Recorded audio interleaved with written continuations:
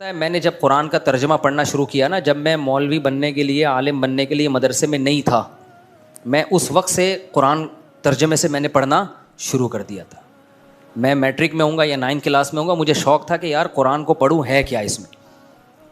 تو جو چیز مجھے سب سے زیادہ اپیل کی نا قرآن کی، جس چیز نے، وہ ہے کہ قرآن گراؤنڈ ریئلٹی کی بات کرتا ہے، نیچر کی بات کرتا ہے، عقل سے اوپر کی باتیں نہیں کرتا. آپ بعض مذہبی لوگوں کی تقریریں سنو، لگتا ہے پتہ نہیں کوئی ان لاجیکل سی باتیں ہو رہی ہیں جس کو پریکٹیکل لائف میں کرنا ممکن نہیں ہے. پریکٹیکلی یہ خود بھی نہیں کرتے ہوں گے. تو میں نے قرآن کی ایک آیت پڑھی، میں حیران ہوا. قرآن کہہ رہا ہے، اللہ تعالیٰ نے نا اپنے نبی صلی اللہ علیہ وسلم کی ازواج کو اللہ نے حکم دیا، نبی کو حکم دیا کہ آپ کے ساتھ غربت میں آپ کی ازواج کا گزارا مشکل ہو رہا ہے. ازواج کا کہنا یہ تھا، بھائی یہ اس 40 دن گھر میں چولہا ہی نہیں جل رہا، کھجور پانی کھجور، ہمارا گزارا نہیں ہو رہا، پیسے ویسے چاہیے ہمیں. سمجھ رہے ہو؟ نان نفقہ بڑھا دیں. اب محمد صلی اللہ علیہ وسلم اللہ کے آخری نبی ہیں. اللہ چاہتے تھے کہ آپ کی زندگی میں عیش و عشرت نہ ہو، کیونکہ لاسٹ میسنجر آف گاڈ ہیں. کل کوئی انگریز، کوئی کافر انگلی اٹھا سکتا ہے کہ اصل میں یہ سب کچھ کیا کس لیے تھا؟ پیسے کے لیے. تو اللہ آپ کو ہر طرح سے، ہر الزام سے بری رکھنا چاہتے تھے کہ کوئی انگلی نہ اٹھائے. تو اس لیے نبی کو آخری دم تک غریب ہی رکھا گیا ہے، یعنی نبی کے اختیار سے کہ نہیں، پیسہ رکھنا ہی نہیں ہے. صبح آیا، شام ہونے سے پہلے آپ نے سارا صدقہ کر دیا. شام کو آیا تو صبح ہونے سے پہلے صدقہ رکھا ہی نہیں ہے. اور خود گھر میں فاقہ. بخاری کی حدیث ہے، گھر میں آتے حضرت عائشہ سے پوچھتے کھانے کو ہے، فرماتی ہیں نہیں ہے. فرماتے چلو پھر ہم روزے کی نیت کر لیتے ہیں. تبھی تو اسی سے علماء نے مسئلہ نکالا ہے کہ 11 بجے سے پہلے بھی آپ روزے کی نیت، نفلی روزے کی نیت کر سکتے ہیں. یعنی آدھا روزہ گزرنے سے پہلے بھی نیت کی جا سکتی ہے. صبح صادق کے وقت روزے کی نیت ضروری نہیں ہے. بھائی بعض دفعہ آپ کہتے ہو یار روزہ رکھو گے نہیں رکھو، کوئی بات نہیں، ابھی نیت نہ کرو. دن میں اٹھ کے دیکھ لو کیسا موسم چل رہا ہے، برداشت کر پاؤں گا، تپڑ ہے تو پاس کر پاؤں گا ورنہ برداشت کر پاؤں گا. یہ سب چیزیں سوچ کے آدھا روزہ گزرنے سے پہلے آپ نیت کر سکتے، بشرطے کہ کچھ کھایا نہ ہو.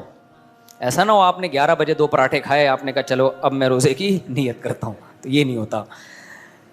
تو نبی صلی اللہ علیہ وسلم گھر میں آتے، امی عائشہ سے پوچھتے کچھ کھانے کو ہے، فرماتی ہیں نہیں ہے. فرماتے چلو اب تو بھوکا ہی رہنا ہے، تو روزے کا ثواب کیوں ضائع کریں بھائی. تو ہم کیا کر لیتے ہیں، روزے کی نیت. تو روزے کی نیت کر لیتے. تو جس گھر میں یہ حال ہو تو بھائی بیوی کو تو خیال ہوگا نا کہ کچھ گزارا ہو. تو امہات المومنین نے نبی سے جب مطالبہ کیا تو نبی صلی اللہ علیہ وسلم نے کیا فرمایا، جس کا مفہوم یہ ہے کہ بھائی میں وہ لائف نہیں دے سکتا گھر میں جو مالدار لوگ لائف دیتے ہیں. میرے ساتھ اسی غربت میں گزارا کرنا ہے تو ٹھیک ہے، ورنہ میں سب کو طلاق کا آپشن دیتا ہوں، طلاق کا اختیار دیتا ہوں. مرد جب بیوی کو ڈیورس کا حق دے دے تو جیسے وہ ہر حق مرد کے پاس ہوتا ہے، بیوی کے پاس بھی چلا جاتا ہے. تو نبی نے ساری ازواج کو ڈیورس کا حق دیا. بھائی رہنا ہے تو آپ اسی غربت میں رہو، ورنہ آپ کو حق ہے کہ آپ اپنے اوپر طلاق واقع کرو. نکاح ختم ہوگا، عدت کے بعد جہاں چاہو نکاح کرو. عرب میں شادی فوراً ہو جایا کرتی تھی، کوئی پرابلم نہیں. بڑے بڑے مالدار لوگ تھے، آپ کی مالدار سے شادی ہو جائے گی. تو الگ بات ہے کہ تمام امہات نے کہا کہ نہیں، ہمیں اسی غربت میں آپ کے ساتھ رہنا. ٹھیک ہے ہم راضی ہیں، لیکن آپ سے علیحدگی نہیں چاہیے ہمیں. تو پھر اللہ نے اس پہ نبی صلی اللہ علیہ وسلم کو کیا حکم دیا کہ بھائی انہوں نے جب یہ کیا ہے، غربت میں آپ کے ساتھ گزارا، تو انہیں بھی کچھ انعام دیا جائے گا. وہ انعام یہ کہ لا یحل لک النساء من بعد ولا ان تبدل بہن من ازواج، کہ اے نبی آپ کے لیے اب اس کے بعد نہ تو مزید شادی جائز ہے اور نہ ان میں سے کسی کو ڈیورس دے کر کسی سے شادی کر سکتے ہیں کسی اور سے.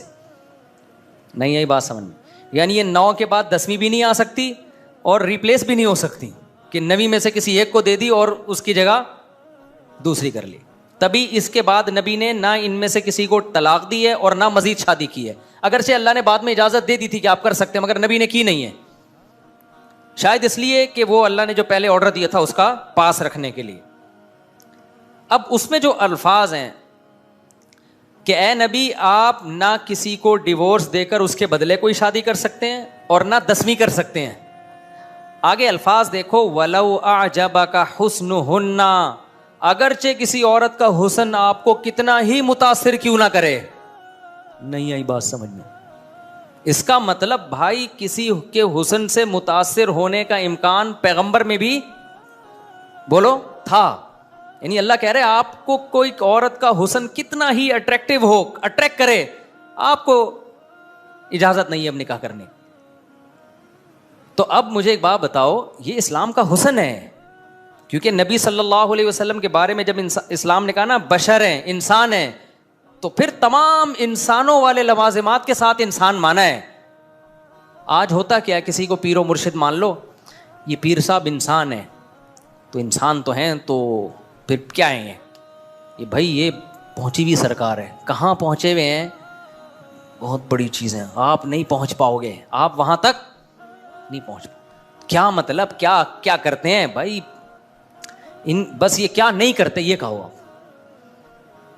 ہمیں بتایا گیا انسان کا مطلب کیا ہوتا ہے, انسان ہوتا ہے, ٹھیک ہے نا, تمام لوازمات کے ساتھ کیا ہے, انسان ہے. ہاں یہ ضرور ہے کہ پیغمبر کے پاس دو رشتے ہوں, ایک خوبصورت ہو اور ایک کے اخلاق ہوں, تو پھر آپ اخلاق کو ترجیح دیں گے.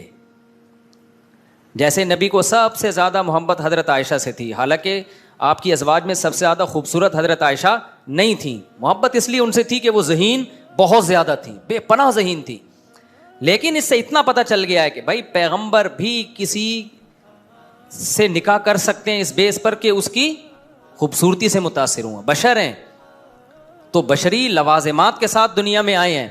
دیکھو ایک بار اسی طرح امہات المومنین سے آپ صلی اللہ علیہ وسلم کا کچھ گھر میں جیسے میاں بیوی کا ہوتا ہے نا, کچھ اونچ نیچ ایسے ہوئی, آپ اتنے ناراض ہوئے, آپ نے فرمایا اللہ کی قسم 1 مہینہ نہیں آؤں گا میں گھر میں, 1 مہینہ گھر میں نہیں آؤں گا. یہ ناراضی ہوئی. یہ سارے واقعات پیغمبر کی سیرت میں کیوں ملتے ہیں, ہمیں بھی سیکھنے کو ملتا ہے.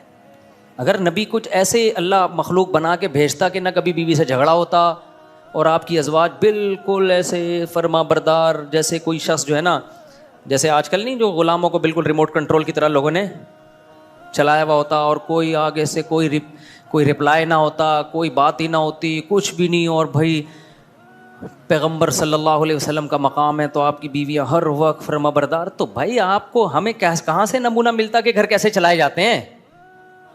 اللہ نے آپ کو ازواج دیں اور اسی طرح کے معاملات ہوتے رہے جو عام طور پہ گھروں میں ہو جاتے ہیں.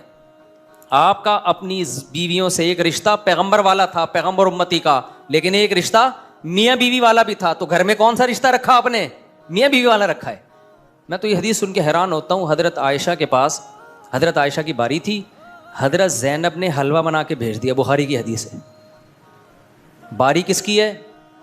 ابے تم کیا جانو ان حدیثوں کا مطلب, یہ جن کی 2-3 ہوتی ہیں ان کو پتہ ہوتا ہے. تم لوگ بس گنوا دیا, تم لوگوں نے سب برباد کر دیا. ابھی بھی جو تھوڑا سا ٹائم ہے تم لوگ کے پاس سدھرنے. کوئی شادی تو 2 کے بعد تو پتہ چلتا ہے کہ میری شادی ہوئی ہے. حقیقت بتا رہا ہوں, عورت کی محبت کا بھی جبھی پتہ چلتا ہے.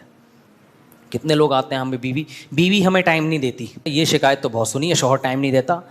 بیوی کو کوئی فکر ہی نہیں ہے میاں کی. میں کہتا ایک اور کر لے کمپٹیشن میں, پھر تجھے ٹائم دے گی. سب جگہ ایسا نہیں ہوتا, بعض جگہ ہوتا ہے. خیر ایسا نہ ہو کہ کی اور وہ بھی نہیں دے رہی, کیونکہ آپ میں کوئی ایسا فالٹ ہے. اچھا خیر, تو یار آپ پیغمبر صلی اللہ علیہ وسلم کی سیرت دیکھو یار. میرا تو ایسا حوصلہ نہیں ہے. حضرت عائشہ کی باری ہے, حضرت زینب جو نبی کی پھوپھی ذات بہن ہے, ان سے نکاح ہوا ہے نبی کا, انہوں نے حلوہ بنا کے کوئی بھی اچھی چیز بنا کے بھیج دی.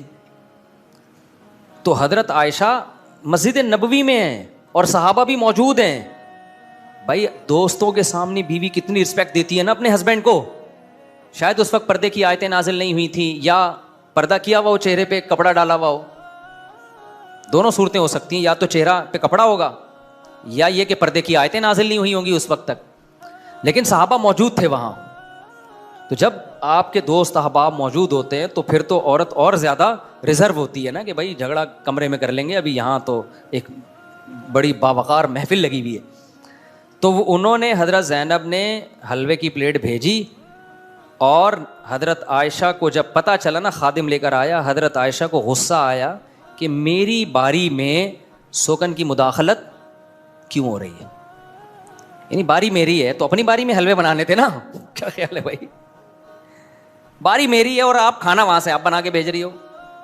تبھی تو یہ جو بے وقوف قسم کے لوگ 2 شادیاں کرتے ہیں نا, اور پھر مجھے اپنی حماقت کے واقعات بتا بھی رہے ہوتے ہیں, تو میرا دل چاہ رہا ہوتا ہے ان کی بیوی نے ان کو اتنے ٹھڈے نہیں لگائے جتنے میں لگاؤں.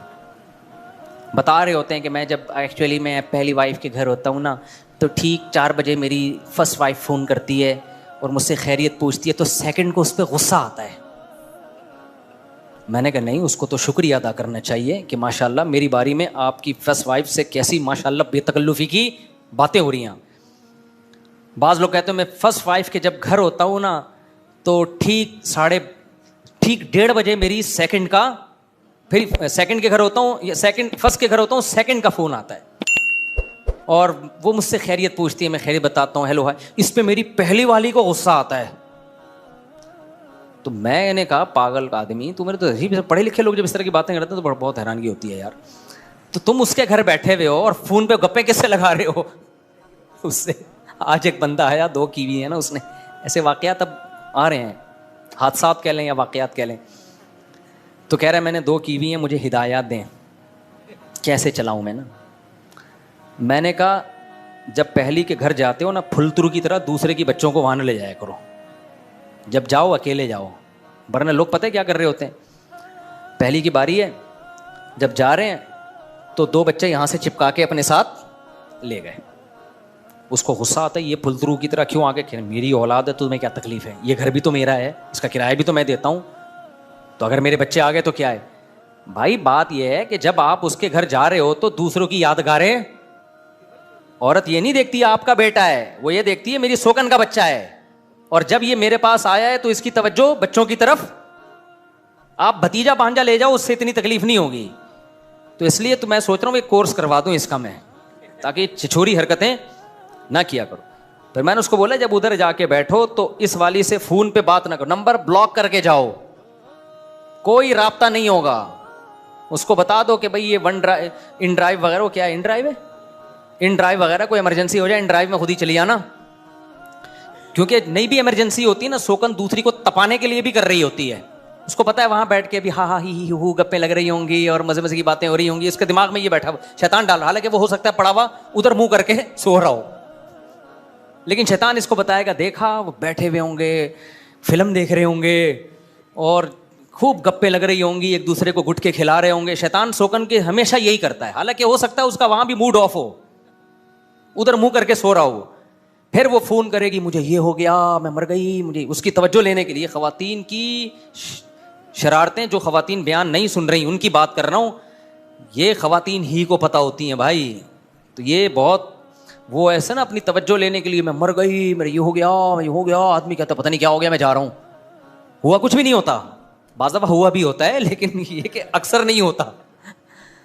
تو میں نے ان کو بولا کہ نمبر کیا کرنا ہے, بلاک, ادھر کی ادھر نہیں, ادھر کی. بے وقوف لوگ جا کے نا اس کے سامنے تعریفیں کرتے ہیں, تم تو یہ نہیں کرتی, وہ تو یوں ایسے چائے بنا کے پلاتی ہے, تمہیں تو یہ نہیں آتا, اس کو تو یہ, تو اپنے گھر میں خود ہی آگ لگا رہا ہے.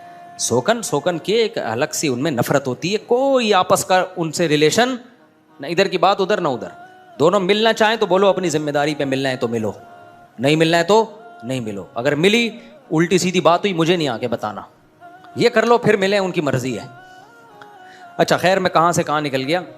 تو اب دیکھو حضرت زینب نے جب حلوہ بنا کے بھیجا نبی صلی اللہ علیہ وسلم کی خدمت میں, امی عائشہ کو غصہ آیا اور آپ کے ہاتھ سے آپ نے وہ برتن لے کے زمین پہ مار کے توڑ دیا. سارے صحابہ موجود ہیں. بظاہر یہ کتنی بڑی بے ادبی اگر اول نظر میں دیکھی جائے, مگر ہمارے نبی کا حوصلہ دیکھیں, ذرا بھی غصے کا اظہار نہیں کیا اور اس کی ایک اچھی لاجک پیش کی. فرمایا غارت امکم, تمہاری ماں کو غیرت آ گئی ہے, محبت میں کیا ہے, غیرت ہے کہ بھائی جب میرے شوہر میری باری ہے تو پورے میری طرف توجہ ہونی چاہیے شوہر کی. یہ حلوے شلوے یہ اپنی باری میں جو مرضی کھلانا کھلا. تو آپ نے فرمایا تمہاری ماں کو کیا آ گئی, غیرت آ گئی. تو آپ بیٹھے اور وہ برتن آپ نے جوڑا, اور پھر حضرت عائشہ سے جب غصہ ٹھنڈا ہوا فرمایا اس کی قیمت دے دینا زینب کو, کیونکہ برتن ان کا تھا. تاوان آئے گا بہرحال. چیزیں کسی کی, اب یہ نہیں کہ سوکن کا سونے کا کڑا اٹھا کے اس نے گٹر میں پھینک دیا تو بعد میں بھائی تو نے گٹر سے نکالنا کس کی ذمہ داری ہے, زمان دینا پڑے گا. ایسا نہیں ہوتا. کسی کا مال ضائع کرو گے, کسی کے گھر کا, بیویوں کو نا بتا دیا, کسی کے گھر کا بیلن توڑا, کب توڑا, اپنی ذمہ داری پہ توڑنا, سمجھ رہے ہو, یہ پہلے بتا دینا. بیگم آپ مارو, کب بھی جا کے مارو سوکن کے سر پہ, ڈنڈے پھوڑو, سرور پھٹانا سلائی کا خرچہ کون دے گا؟ آپ دو گے. میں یہاں سینے کے لیے موچی نہیں ہے میرے پاس جو سر پھٹتے رہیں اور میں سلواتا رہوں, تو ملو ہی نہیں, ملنا ہے اپنی ذمہ داری پہ ملو. خیر, تو میں عرض کر رہا تھا طلب کی بات. دیکھو نبی صلی اللہ علیہ وسلم کا گھر میں کچھ تھوڑا سا جھگڑا ہوا, آپ ناراض ہو کے چلے گئے گھر سے, فرمایا میں 1 مہینے نہیں آؤں گا. پھر 29 دن کے بعد آ گئے, 30 دن پورے نہیں ہوئے. کیوں؟ نبی صلی اللہ علیہ وسلم سے اپنے گھر والوں کی دوری برداشت نہیں ہوئی. تو صحابہ نے کہا آپ تو 30 دن کے لیے گئے تھے, 1 مہینہ بولا تھا, 1 مہینے سے تو 30 ہی ذہن میں آتا ہے. تو نبی نے فرمایا مہینہ 29 دن کا ہے, یعنی چاند نکل آ گیا تھا تو آپ نے فرمایا بس مہینہ کیا ہو گیا, پورا ہو گیا. تو ہمارے نبی کی نارمل لائف تھی, نیچرل لائف تھی, اس میں تکلف نہیں تھا. ایسی لائف تھی کہ ایک بہت اپر لیول کا آدمی اس میں نبی کو فالو کر سکتا ہے, اور ایک ٹماٹر والا دیہاتی کسان بھی اس میں نبی کو فالو بولو کر سکتا ہے. سب کے لیے لقد کان لکم فی رسول اللہ اسوۃ حسنہ, سب کے لیے اس میں نمونہ ہے.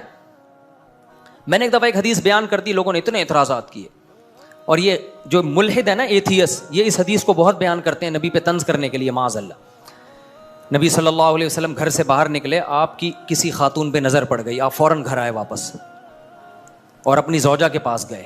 پھر آپ نے فرمایا عورت جب گھر سے نکلتی ہے, اگر کسی کی عورت پہ نظر پڑ جائے اور دل میں اس کے خیالات آئیں تو اس کو چاہیے فوراً اپنی زوجہ کے پاس آئے تاکہ ان خیالات کی تسکین ہو جائے, تاکہ شیطان کو نا ورغلانے کا موقع نہ ملے.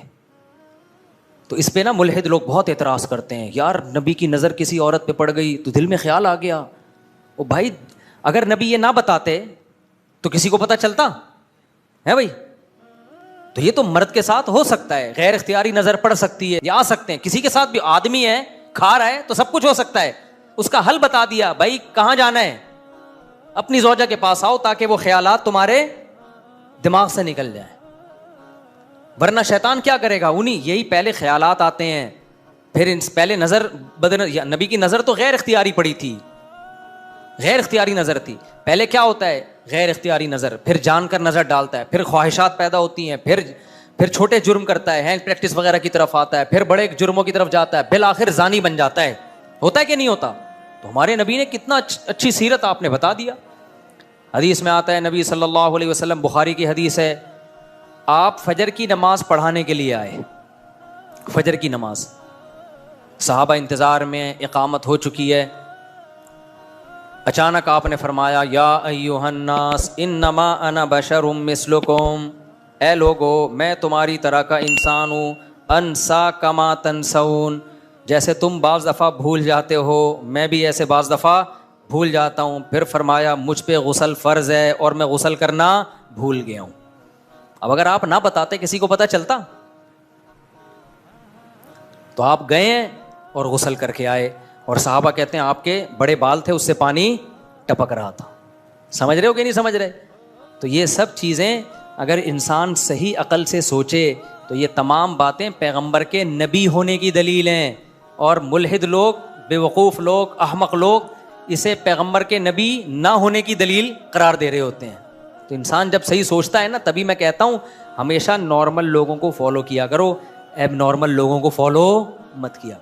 بزرگی کا جو ہماری سوسائٹی میں عجیب و غریب قسم کا جو کانسیپٹ چل رہا ہے نا, یہ بعد میں آیا کانسیپٹ, اس کا بزرگی سے کوئی تعلق نہیں ہے. انسان بنے آدمی, انسان اخلاق صحیح ہو, ہوس نہ ہو, غیر اخلاقی طریقوں سے چیزوں کو لوٹنے کھسوٹنے کا اس میں جذبہ نہ ہو, فرائض واجبات پورے کرتا ہو, تو بزرگ اللہ کی نظر میں. تو میں وہ طلب کی بات کر کے نا, کہ حدیث میں طلب کا لفظ آیا تو میں پھر اس طلب کو ایکسپلین کروں گا. تو میں کہہ رہا تھا ہمارے دلوں میں بہت سی چیزوں کی طلب ہوتی ہے. ہر شخص چاہتا ہے بھائی میری عزت ہو, بے عزتی کسی کو پسند نہیں ہوتی. ہر شخص چاہتا ہے میرے پاس دولت ہو, بے عزتی کسی کو پسند نہیں ہوتی. ہر شخص چاہتا ہے میری جہاں شادی ہو وہ دنیا کی حسین ترین ہو. چاہتا ہے کہ نہیں؟ اب شرماؤ نہیں, چاہتا ہے کہ نہیں چاہتا؟ چاہتا ہے. اخلاق بھی ہوں لیکن یہ بھی ایک خواہش ہوتی ہے. اور عورتیں بھی یہی چاہتی ہیں دنیا کا ہینڈسم ترین انسان ہو. سمجھ رہے ہو؟ پھر کسی کو ملے نہ ملے وہ ایک الگ بات ہے. خواہش سب کی یہی ہوتی ہے. ایسا میاں ہو مارکیٹ میں آئے تو ساری عورتیں بے ہوش ہو جائے, کہاں سے آرڈر پہ بنوایا کیا تو نے یہ میاں؟ تو خواہش سب کی ہوتی ہے. تو ہر شخص کی خواہش ہوتی ہے میری صحت سب سے اچھی ہو. ہوتی ہے کہ نہیں ہوتی؟ تو بہت ساری خواہشات ہیں. ان میں کچھ خواہشات تو حرام ہیں, اس کی تو حدیث میں بات ہی نہیں ہے نا, وہ تو اللہ کی طرف سے پابندی. یہ ساری جائز خواہشات ہیں. تو ان جائز خواہشات کے بارے میں نبی صلی اللہ علیہ وسلم نے فرمایا اجملوا فی الطلب, ان تمام خواہشات کو پورا کرو اعتدال کے ساتھ. بیلنس. بیلنس کیا ہے؟ بہت اہم بات ہے, اس کو سمجھو. یہ نہیں فرمایا کہ ان خواہشات کو طلب ہی مت کرو, یہ تو پھر رہبانیت ہو جائے گی نا, جو عیسائیت میں تھی, ننگ دھڑنگ بس دنیا سے دور. نا نا نا نا, فرمائے اعتدال سے. اجملو, اجمال کہتے ہیں اعتدال, بیلنس. طلب میں کیا ہونا چاہیے؟ بیلنس. تو بے اعتدالی ہے کہ طلب ہی نہیں کر رہے, یہ بھی بے اعتدالی ہے. وہی ہے نا پیسے, بس پیسے سے کچھ نہیں رکھا, غریب پڑا ہوا ہے پوستیوں کی طرح. اور بس جیسے بعض لوگ ایسے ہو جاتے ہیں دنیا مسافر خانہ ہے, تو مسافر خانہ تو ہے نا, کم از کم سفر میں بھی تو کچھ پان گٹکے کے تو چاہیے نا ٹائم پاس کرنے کے لیے, بھوکا زندگی گزارے گا کیا؟ اور دوسری بے اعتدالی کیا ہے؟ دوسری بے اعتدالی یہ ہے کہ ناجائز طریقوں سے یا غیر اخلاقی طریقوں سے آپ اپنی خواہش کو پورا کرنے کی کوشش کریں. ناجائز کا مطلب تو حرام, جھوٹ دھوکے کے ذریعے. غیر اخلاقی طریقے بھی ناجائز ہیں. ناجائز کا مطلب برے ہیں. جیسے میں نے بتایا ہر شخص کی خواہش ہوتی ہے نا خوبصورت لڑکی سے شادی ہو, آپ کی خواہش تھی, لیکن آپ سے پہلے کسی اور نے وہاں پیغام بھیج دیا. تو نبی نے کیا فرمایا؟ جب کسی اور نے پیغام بھیج دیا ہے تو اس کو درمیان سے کٹا کے اپنا پیغام بولو مت بھیجو. یہ غیر اخلاقی طریقہ ہے. لا یخطب احدکم علی خطبۃ اخیہ, اپنے مسلمان بھائی نے کہیں پیغام بھیجا ہو تو اب وہاں سے ہاں یا نہ ہونے کا انتظار کرو. تم نے بھیجنا تھا پہلے بھیج دیتے نا, تم سے دیر ہو گئی ہے تو اب دوسرے کا رشتہ خراب مت کرو. آپ بھیجیں گے, ہو سکتا ہے ہو جائے, لیکن یہ آپ نے طلب جو کی ہے نا کسی چیز کو, وہ غیر اخلاقی کیا ہے. لوگ کہتے ہیں اس میں غیر اخلاقی کیا ہے؟ اس کا جواب یہ تمہارے ساتھ کوئی ایسا کرے تو پھر تم بولو گے یہ 100% ناانصافی ہے, یہ پرلے درجے کا بےغیرت ہے, یہ بےغیرتی ہے, اور بس چلے گا تو کافر ہونے کا فتویٰ لے آئے گا کہیں سے کہ ایسا شخص دائرہ اسلام سے خارج ہے. اور لوگ یہ کر رہے ہوتے ہیں. لڑکیوں کی عمریں نکل رہی ہوتی ہیں, رشتہ دار پیغام نہیں بھیجتے. جہاں ایک نے بھیجا برساتی مینڈکوں کی طرح 25-30 آ جائیں گے. ابھی اب تک کیوں چپ بیٹھے ہوئے تھے؟ تو یہ بہت ہوتا ہے. تو یہ بہت غلط حرکت ہے, غیر اخلاقی حرکت ہے. بھائی جب کسی نے بھیج دیا اب دیکھو کہ ان کا ہوتا ہے تو ٹھیک ہے, نہیں ہوتا تو پھر بھیجو. اسی طرح نبی نے فرمایا لا یصم احدکم علی صوم اخیہ, جب کوئی بارگیننگ ہو رہی ہے, ڈیلنگ ہو رہی ہے کسی پلاٹ کی, کسی گھر کی, کسی جگہ, دیکھا کہ گاہک اور کسٹمر کا آپس میں کافی قریب جا چکے ہیں, اب کباب میں ہڈی بن کے ان کا سودا خراب کرنے کی کوشش مت کرو. پلاٹوں میں ایسا بہت ہوتا ہے. آٹے دال چاول میں تو ریٹ متعین ہے, ان میں نہیں ہوتا. پراپرٹی میں بہت ہوتا ہے. آپ خرید نہیں رہے تھے, گھننے بن کے بیٹھے ہوئے تھے, اب ایک بندہ آیا وہ کہہ رہا ہے میں اتنے کے پراپرٹی لے رہا ہوں. چلو اول نظر میں تو ایسے ہی ہلکی پھلکی بات چل رہی ہوتی ہے, آپ کو اندازہ ہو گیا کہ اب ان دونوں کی ڈیلنگ ہونے والی ہے. تو آپ کو اندازہ ہو گیا اچھا اس کا مطلب 1 کروڑ میں اب ڈیلنگ ہو جائے گی. اب پتہ چلا پلاٹ کی قیمت 1 کروڑ ہے, کیونکہ شروع میں اندازہ نہیں ہوتا نا. اب 2 بندوں کی جب ڈیلنگ ہو جائے اور سودا مکمل ہونے جائے تو آدمی کو اندازہ ہوتا ہے یار 1 کروڑ کا ہے. ٹھک سے آپ آئے 1 کروڑ 5 لاکھ میں دیتا ہوں. اسٹیٹ ایجنٹ تو آپ کو دے گا, لیکن نبی صلی اللہ علیہ وسلم کی صحیح حدیث آپ کو اس عمل سے روک رہی ہے, کیونکہ یہ طریقہ کیا ہے؟ غیر اخلاقی. آپ کسی چیز کو طلب کرنے میں لمٹ کیا کر رہے ہو؟ کراس. ایسا کرتے ہیں لوگ. اچھا بھلا اس کا 1 کروڑ کا ہو گیا, آپ کرنے دو یار ان کو, زمین اللہ کی بہت بڑی ہے, چھوڑ دو. نہیں جی فوراً آ جائیں گے, 1 کروڑ 1 لاکھ دے رہا ہوں میں. وہ بھی نالائق ہوتا ہے, پہلے زبان دے چکا ہوتا ہے, فوراً اس کو. پھر اسٹیٹ ایجنٹ کے کاٹنے کے طریقے بھی الگ ہوتے ہیں. وہ کیسے کٹاتا ہے کسٹمر کو؟ یار اصل میں تم آدمی اپنے ہو, میں چاہتا ہوں تم سے زندگی بھر میرا سودا چلتا رہے نا, اور میں تمہیں ایسی چیز پہنا نہیں سکتا. اصل میں جب سے میں نے تمہیں یہ چیز بیچی ہے نا, میرا دماغ اس وقت سے نا میں سویا نہیں ہوں سکون سے کہ یار میں غلط چیز تمہیں کیوں پہناؤں میں. تو ایسا کرو, اس کو چھوڑ دو, ایک اور جگہ میں تمہیں ایسے اچھی دلاتا ہوں. یہ اسٹائل ہوتا ہے, کر لو آپ. لیکن یہ کیسا طریقہ ہے؟ غیر اخلاقی. میرے ساتھ ایسے واقعات ہوئے ہیں. اب بہت پرانا واقعہ ہوگا, اب جس کا واقعہ اس کو نہیں پتہ چلے گا. میرے پاس ایک بائک تھی, کسی نے مجھے پہنا دی, بہت پٹپٹی سی بائک پہنا دی نا اس نے. کاغذات میں گڑبڑ تھی, مجھے پتہ نہیں چلا, میں نے معلومات کی تو صحیح نکلے. جو ہمارے اس وقت ذرائع وسائل تھے, ہم پٹپٹی بائک چلاتے رہے. اس کے بعد اس کو کوئی کسٹمر مل گیا اچھا, تو اس بندے نے مجھے آ کے کہا مفتی صاحب اس بائک کے نا کاغذات میں کچھ فالٹ ہے, اصل میں چاہ رہا تھا کہ یہ غلط چیز آپ کے ہاتھ میں نہ جائے. بعد میں مجھے پتہ چل گیا کہ یہ سارا totally A to Z game ہی تھا. یہ اس کو اصل میں کوئی اور کسٹمر مل رہا ہے, تو اس کو اب یہ کہہ کے نہیں بیچ رہا کہ فالٹ ہے. کاغذ میں فالٹ تھا, لیکن وہ فالٹ والی گاڑی BCوں کو گھما رہا ہے. اور جب ان سے لینی ہوتی نا, تو ہر ایک کو یہی کہہ کے یار یہ ڈاکومنٹ میں تھوڑا سا کیا ہے فالٹ, اب فوراً آدمی کہے گا بھائی لے جا اس بائک کو, تو سستی قیمت پہ بیچے گا وہ. تو یہ سارے کیسے طریقے ہیں بھائی غیر اخلاقی. اگلی تاریخ تک وہ مائنس کرو گے, پھر قیمت لگاؤ گے اس. تو یہ اس کو مالدار کہتے ہیں. جس دن آپ کے پاس اتنا اماؤنٹ آ گیا, وہ تاریخ آپ نوٹ کر لو, پھر اگلے سال اسی تاریخ کو حساب کرو. دینا جب مرضی دے دو, حساب اس تاریخ کا ہوگا. دے دو بھلے قسطوں میں, قرضہ مائنس کر دو اس میں سے. سمجھتے ہو کہ نہیں سمجھتے؟ چلو اب آپ تراویح شروع کرتے ہیں. رمضان 2025 کی آج پہلی تراویح ہے. تو میرا تقریباً 2007 سے معمول ہے. بیان کے آخر میں سوال پوچھیں, ٹھیک ہے نا, تاکہ بیان پھر اب ڈسٹرب ہو جائے گا. 2007 سے میرا معمول ہے, جب سے میں اس مسجد میں امامت میں نے شروع کی ہے, کہ تراویح میں ہر تراویح کے بعد جو کچھ ہم نے پڑھا ہوتا ہے اس کا کچھ میں حصہ بیان کرتا ہوں. جو اہم آیات ہوتی ہیں, جو ہماری عملی زندگی سے جن کا گہرا تعلق ہے, ان آیات کو میں ہائی لائٹ کرتا ہوں. مجھے قرآن دے دیں, کیونکہ تراویح کے دوران بہت ساری آیتیں آئی تھیں, میں نے سوچا تھا ان آیتوں پہ میں آج درس دوں گا. تو یہ روزانہ ہوا کرے گا. آپ لوگ اس میں پابندی سے اچھے بچوں کی طرح بیٹھا کریں گے. خواتین جو بیان سن رہی ہیں وہ بھی پابندی سے بیٹھیں, آپ لوگ بھی پابندی سے بیٹھیں. رمضان میں شروع میں 2-4 دن کا جوش ہوتا ہے, اس کے بعد آدھے لوگ مارکیٹ سے شارٹ ہو جاتے ہیں. تو نبی صلی اللہ علیہ وسلم کو وہ عمل پسند تھا جو پابندی کے ساتھ ہو, ٹھیک ہے نا, تو پابندی کے ساتھ بیٹھ جائیں. آج ہم نے سورہ بقرہ شروع کی ہے, سورہ فاتحہ سے. سورہ فاتحہ کی جو سب سے اہم ترین آیت ہے, پوری سورہ فاتحہ ہی سب سے اہم ہے, لیکن اللہ نے قرآن شروع کرنے سے پہلے ہم سے ایک معاہدہ کروایا ہے. وہ معاہدہ یہ کروایا ہے, ایاک نعبد و ایاک نستعین. 2 طبقے ہیں جن سے ہماری راہیں یہاں سے الگ ہو جاتی ہیں. دنیا میں نا 3 طرح کے لوگ مارکیٹ میں پائے جاتے ہیں. بیسک قسمیں انسانوں کی کتنی ہیں؟ بولو 3. بیسک قسمیں 3 ہی ہیں. ایک وہ جو بالکل سرے سے خدا کا انکار کر دیتے ہیں, ایتھیس, ملحد. آج کل یہ پڑھے لکھے طبقے میں زیادہ ہو رہے ہیں جو سائنس پڑھ کے جن کی کھوپڑی آؤٹ ہو جاتی ہے, تکبر پیدا ہو جاتا ہے. حالانکہ سائنس انسان کو اللہ کے قریب کرتی ہے, اللہ سے دور نہیں کرتی, لیکن تکبر انسان کو اللہ سے دور کرتا ہے. علم کے بعد اگر تکبر آ گیا نا, تو وہ چونکہ چند چیزیں ثابت ہو گئی ہیں. ہم دیکھ رہے ہیں کچھ چیزوں کی سائنسی لاجک جو ہمیں پہلے سمجھ میں نہیں آتی تھی, اب سمجھ میں آنا شروع ہو گئی. تو ہم سمجھیں اب ہمیں سب کچھ سمجھ میں آنا شروع ہو گیا.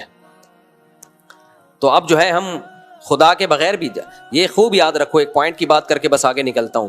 جب بھی کسی ایتھیس کی تقریر سنو نا, جو سائنس کے حوالے دے کے خدا کا انکار کر رہا ہو, ایک غلطی وہ لازمی کر رہا ہوگا, اور اس کمبخت کا کے پاس اس کا جواب نہیں ہوگا, اور اس کو وہ پی جائے گا, اس کو وہ اسکپ کرے گا. جیسے قادیانیوں سے جب آپ مرزا غلام احمد قادیانی کی شخصیت پہ بات کرو گے کہ وہ شریف انسان تھا یا نہیں تھا, تو قادیانی زہر کا پیالہ پی کے 100 دفعہ مر جائے گا, اس سوال کا جواب دینے کی کبھی کوشش بولو نہیں کرے گا. وہ آپ کو ختم نبوت کے لفظ میں الجھائے گا کہ نبی خاتم النبیین کا یہ مطلب ہے, تو نہیں یہ مطلب ہے, تو ذلی نبی, تشریعی نبی وغیرہ وغیرہ میں الجھائے گا. کچھ بھی الٹا لٹک جائے گا. وہ اس پہ کبھی مناظرہ نہیں کرے گا کہ اس پہ ہم بحث کرتے ہیں کہ مرزا غلام احمد قادیانی شریف انسان تھا یا بدتمیز انسان تھا. وہ صحیح ہے نا, وہ شریف تھا ہی نہیں. آپ تجربہ کر کے دیکھ لو. بھائی اگر بالفرض نقل کفر نہ باشد یہ ثابت بھی ہو جاتا ہے نبی آخری نبی نہیں تھے, تو کیا مطلب آپ کے بعد جو بھی نبی نبوت کا دعویٰ کرے مان لیں گے اس کو؟ تو نبی کا دعویٰ کرنے سے پہلے یہ ثابت کرنا پڑتا ہے کہ میں شریف انسان ہوں. نبوت کا دعویٰ اس کے بعد ہوتا ہے. تبھی ہمارے نبی صلی اللہ علیہ وسلم نے پہلے اپنا صادق اور امین ہونا ثابت کیا, پھر اپنا نبی ہونا ثابت کیا ہے. تو قادیانی یہ پہلا جو زیادہ امپورٹنٹ سوال ہے اس کو کیا کر جاتے ہیں, اسکپ. تو اسی طرح یاد رکھو کہ ملحد اور ایتھیسٹ جو خدا کے منکر ہیں نا, اور سائنس سے حوالوں سے ثابت کرتے ہیں یوں ہوا تھا پھر ایسے سیل بنا تھا وغیرہ وغیرہ, وہ ایک سوال کا جواب ٹھنڈے پیٹوں بڑے گھونٹ سے نکل جائے گا, وہ مر جائے گا, الٹا لٹک جائے گا, مناظرے کے دوران بحث کے دوران اس پر آئے گا ہی نہیں کبھی.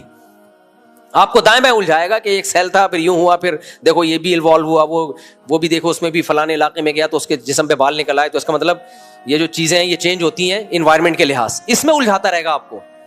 ابے کمبخت تو پہلے اس کا جواب دے کہ جو مادہ جس میں چینجنگ کے بغیر چینجنگ نہیں ہو سکتی, انلاجیکل کام کوئی ہوتا نہیں ہے, تو اتنا بڑا انلاجیکل کام کیسے ہو گیا کہ یہ پورا بن کیسے گیا پوری کائنات. وہ پہلا نقطۂ آغاز جس کو آپ بگ بینگ تھیوری کہتے ہو, وہ انرجی کہاں سے آئی؟ انرجی مادے میں کنورٹ ہوگی یا مادہ انرجی میں کنورٹ ہوگا, تو اتنی بڑی انرجی, اتنی زیادہ انرجی, یہ اتنا سارا مادہ آ کہاں سے گیا؟ تو وہ الٹا لٹک جائے گا, کلابازیاں کھاتا رہے گا, بغلے جھانکتا رہے گا, اس سوال کا جواب کبھی بھی نہیں دے گا. بلکہ آپ کو اس سوال کا جواب دینے میں نا جو اعتراض اس پر ہو رہا ہے, الٹا آپ پر اعتراض کر کے آپ کو الجھائے گا, اور آپ کو الجھائے گا کہ اگر ہم مان لیں کہ کوئی خدا ہے تو پھر خدا خود سے کیسے وجود میں آ گیا. سمجھ میں بات آ رہی ہے کہ نہیں آ رہی؟ حالانکہ اس کائنات کے بارے میں تو فزکس کے لاز ہیں مرتب کہ چینجر کے بغیر چینجنگ نہیں ہوتی, تو کریٹر کے بغیر کریشن کیسے ہو گئی. یہ اس کائنات کے بارے میں سائنس کے لا ہیں. خدا کائنات سے بالاتر ہے, جو کائنات سے بالاتر ہے اس کو ہمیشہ ماننے کے لیے تیار نہیں ہے, اور جو کائنات ہماری کھوپڑی میں آتی ہے اس میں فرض کر کے بیٹھے ہوئے ہیں کہ وہ ہمیشہ سے ہو سکتی ہے. سمجھ میں آ رہی ہے بات کہ نہیں آ رہی ہے؟ یعنی جس کا ہمیشہ سے ماننا ممکن ہے, گاڈ, خدا جو ہماری عقل سے بالاتر ہے, اس کو ہمیشہ سے ماننے کے لیے کہتے ہیں کیسے ہو گیا بھائی, اس کو کس نے بنایا؟ اور جو کائنات جو ہمیشہ سے ہو ہی نہیں سکتی, جس میں سائنسی لاز اپلائی ہوتے ہیں, فزکس کے قانون اپلائی ہوتے ہیں کہ نہیں ہو سکتی بھائی, اس کو کہتے ہیں کہ کیا یہ ہمیشہ سے ہے. تو یہ پاگل پنے والی باتیں. یہاں یہ جو بیس پوائنٹ ہے نا, یہ جو بنیاد ہے, اسٹارٹنگ پوائنٹ کائنات کا, اس کی ابتدا کس نے کی تھی؟ جب کچھ نہیں تھا تو کس نے بنا دیا؟ قرآن تو اس کا جواب دیتا ہے ایک ذات ہے جو کچھ کرنے میں کسی چیز کی محتاج نہیں ہے, اس کے ارادے کا نام ہے کن فیکون. کتنا آسانی سے حل کر دیا نا یہ عقدہ قرآن نے, آسمانی کتابوں نے. بھائی ایک ذات ہے, اس کو فقہا یا جو متکلمین ہیں وہ ٹرم یہ استعمال کرتے ہیں کہ اس کائنات میں دو قسم کے وجود ہیں, ایک واجب الوجود اور ایک ممکن الوجود. واجب الوجود اسے کہتے ہیں جس کا وجود اصل ہو, جو اپنے وجود میں غیر کا محتاج نہ ہو. اور دوسری چیز ہے یہ مادہ جو ممکن الوجود ہے, اس میں اس کا بھی امکان ہے کہ ہو, اس کا بھی امکان ہے کہ نہ ہو. تو ہونے کا کوئی سبب ہوگا تو ہو جائے گی, سبب نہیں ہوگا تو نہیں ہوگی. تو اللہ واجب الوجود ہے, اس کے ہونے کے نہیں, اس کے نہ ہونا یہ عجیب ہے. اس کا تو وجود اصل ہے, تو اس کا وجود اصل تھا, اس کے ارادے سے یہ کائنات پہلی مرتبہ وجود میں آئی. جب وجود میں آ گئی تو اس نے فزکس کے قوانین میں اس کو جوڑ دیا, وہ لا بنا کے چلا دیا اس کائنات کو. تو دنیا میں 3 طبقے ہو گئے. ایک طبقہ تو وہ جو کمبخت خدا کے وجود کا منکر ہے, اللاجیکل, وہ کہتے ہیں ہماری آنکھ بھی خود بخود بن گئی. وہ ڈیجیٹل کیمرے کے بارے میں تو نہیں کہتا خود بخود بن گیا, لیکن انسانی آنکھ کی کاپی ہے ڈیجیٹل کیمرہ, اس کے بارے میں پھینکتا ہے کہ یہ خود بخود بن گئی. صحیح ہے نا؟ تو یہ بہت بڑے پھینکو ہیں, اس لیے یہ سائنس جو کر رہے ہوتے ہیں نا, اس سے متاثر ہونے کی ضرورت نہیں ہے.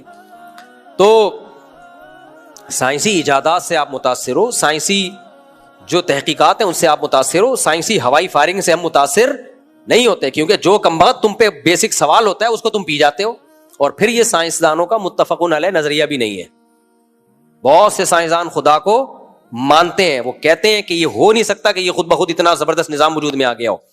تو ایک طبقہ وہ ہے جو کہتا ہے خدا نہیں ہے. دوسرا طبقہ وہ ہے جو میجورٹی ہے, جو ہمیشہ سے مانتا آیا کہ نہیں, کوئی نہ کوئی گاڈ بولو ہے. لیکن اس کے پھر 2 ٹکڑے, 2 فرقے ہیں اس میں. اس میں تو کوئی اختلاف نہیں ہے کہ خدا ایک ہی ہے. ہندو کیا کہتے ہیں؟ بھگوان کتنے ہیں؟ اصل بھگوان جو آسمانوں پر ہے وہ کتنے ہیں؟ منہ سے ارشاد فرمائے ایک. وہ کہتے ہیں یہ چھوٹے چھوٹے جو 50 روپے والا اور 100 روپے والا یہ اس بھگوان کے روپ ہیں. اصل بھگوان کون سا ہے؟ تبھی وہ بھی جب کہتے ہیں نا بھگوان تو ان کی انگلی آسمان کی طرف جاتی ہے. اصل کون سا ہے؟ ایک. عیسائیوں سے پوچھا جائے گاڈ یا اللہ یا خدا کتنے ہیں تو وہ جواب میں کیا کہیں گے؟ ایک جو آسمانوں پہ ہے. یہودیوں سے پوچھا جائے وہ بھی کیا کہیں گے؟ ایک جو آسمانوں پہ ہے.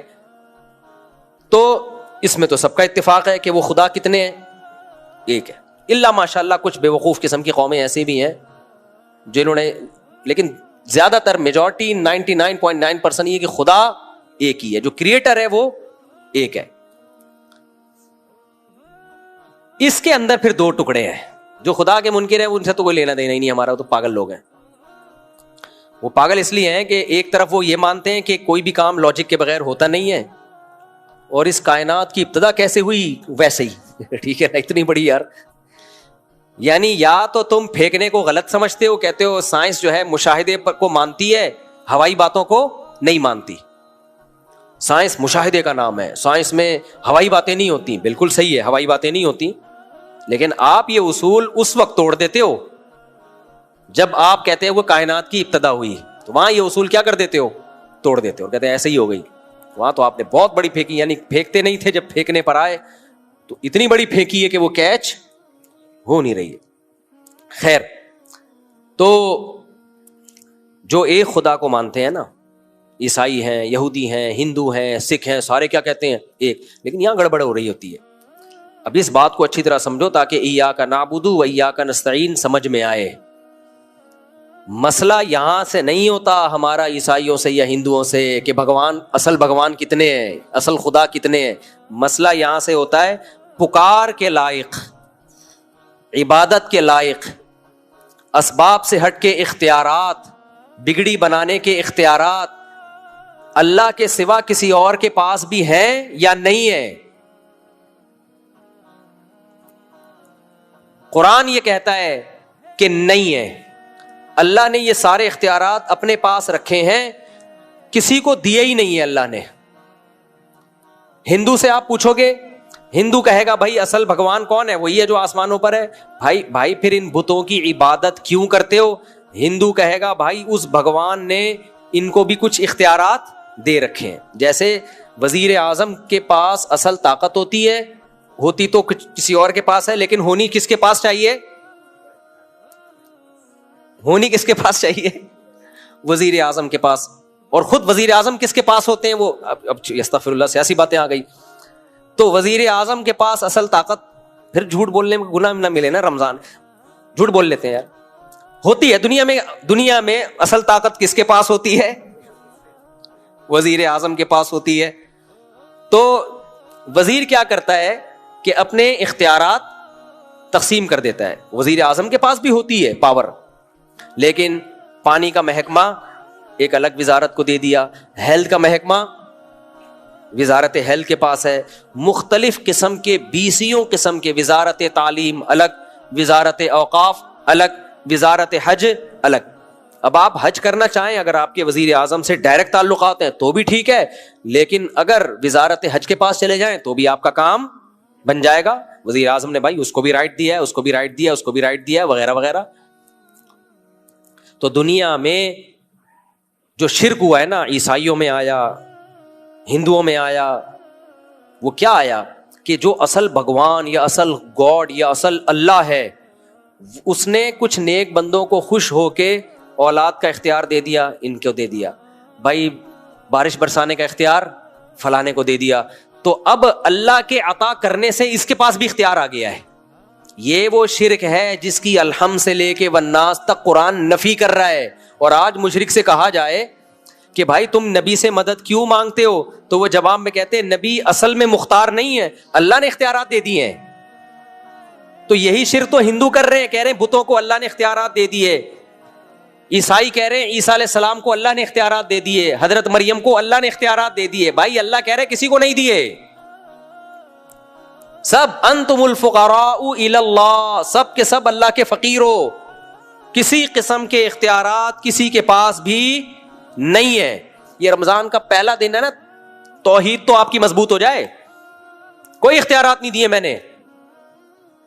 اسی شرک کی نفی قرآن میں بار بار ہے. اگر ہم یہ تعویل مان لیں کہ بھائی اللہ کے اختیارات دینے سے اس کے پاس آ گئے ہیں, تو پھر یہ بار بار جو قرآن کہہ رہے ہیں ایاک نعبد, اے اللہ ہم تیری ہی عبادت کریں گے, و ایاک نستعین, مدد صرف کس سے مانگیں گے؟ تجھ سے. یہ لفظی غلط ہو جائے گا. اے اللہ تجھ سے مانگیں گے اور اس سے بھی جس کو تو نے اختیارات دیے ہوئے ہیں. یہ ہونا چاہیے تھا نا. اے اللہ نبی سے بھی مدد مانگیں گے کیوں تو نبی کو بھی اختیارات دیے ہوئے ہیں. اے اللہ فلاں بازار سے بھی مدد مانگیں گے کیونکہ فلاں بابے سے تو خوش ہے, تو نے ان کو بھی اختیارات دیے ہوئے ہیں. اللہ پتھر سے بھی مدد مانگیں گے کیونکہ ہو سکتا ہے تو نے ان کو اختیارات دیے ہوئے ہوں. فلاں سے بھی مدد مانگیں گے, اس کو دیے ہوئے ہیں. اللہ کہتے ہیں کسی کو کوئی اختیار نہیں دیا. یہ سارے اختیارات کس کے پاس ہیں؟ اللہ کے پاس. تو ہم مدد صرف کس سے مانگیں گے؟ اللہ سے. یہاں ایک مشہور اشکال یہ لوگ کرتے ہیں کہ پھر پولیس سے مدد کیوں مانگتے ہو؟ ہیلپ لائن کا تو نام ہی مدد لائن. کیا خیال ہے بھائی؟ ڈاکٹر سے مدد مانگ رہے ہو ٹھیک ہونے کے لیے, تو اس کا مطلب ڈاکٹر کے پاس شفا کا اختیار ہے تبھی تو جا رہے ہو نا. وہ گولی دے گا آپ ٹھیک ہو جاؤ گے. تو یہ اختیار اللہ نے ڈاکٹر کو دیا اور فارمیسی کمپنیوں کو دیا. آپ کو امریکہ جانا ہے, یہ اختیار ٹریول ایجنٹ کو دیا, وہ آپ کے ڈاکومنٹ بنا کے آپ کو بھجوا دے گا. مدد مانگتے ہو جگہ جگہ, صبح شام مدد مانگ رہے ہوتے ہو. جو بیساکھی سے چلتا ہے وہ چلنے والے سے مدد مانگتا ہے, پانی پلا دے. کیا خیال ہے بھائی؟ ہیلپ لائن پہ فون. تو یہاں مدد کا مطلب, اختیارات کا مطلب یہ ہے اسباب سے ہٹ کے اختیارات. لاجک کے تحت تو اختیارات سب کے پاس ہیں.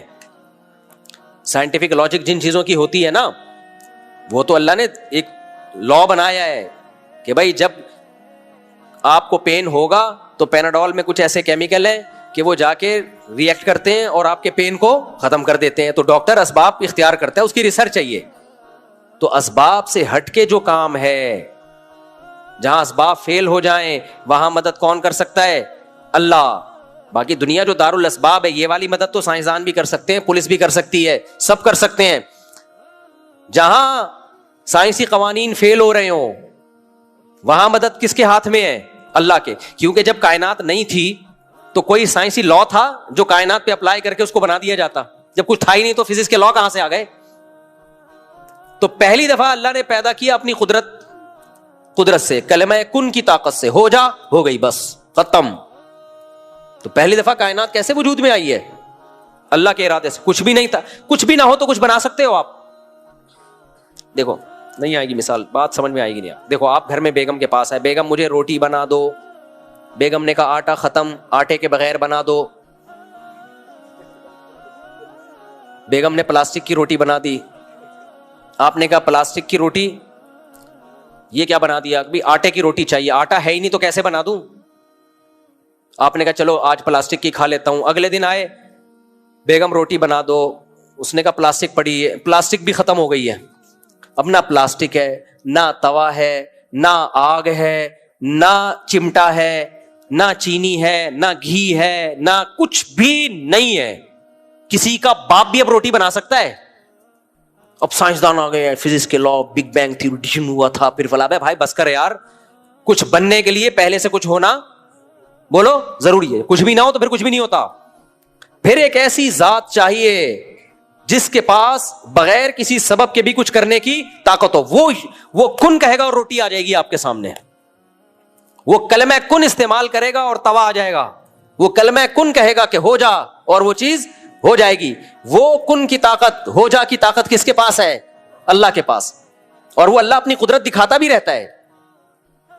پہلی دفعہ تو اللہ نے اس کائنات کو بنانے میں دکھا دی, دوسری دفعہ آدم کو مٹی سے بنانے میں دکھا دی.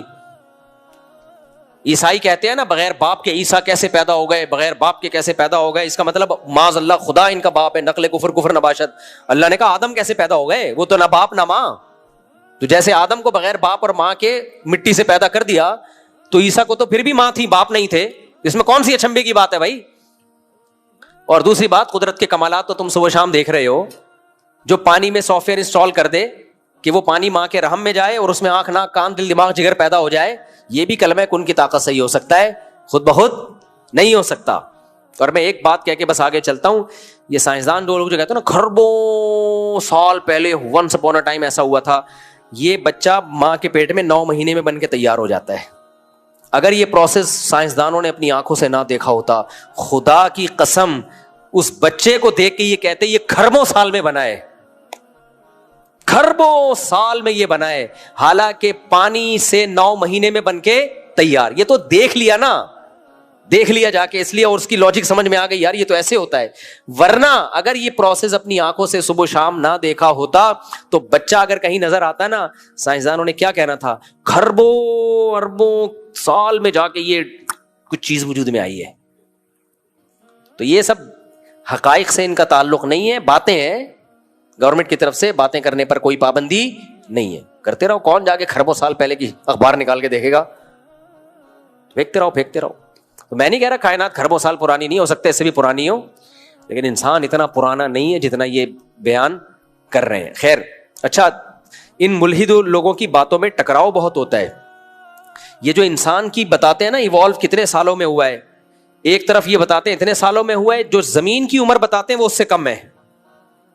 یہ عجیب سی بات ہے, زمین میں ایوالو پہلے ہو گیا اور زمین پہلے, انسان پہلے بن گیا, زمین بعد میں بنی. خیر, تو پہلا لفظ یہ ہمیشہ اپنے دماغ میں بٹھا لو, ایاک نعبد و ایاک نستعین.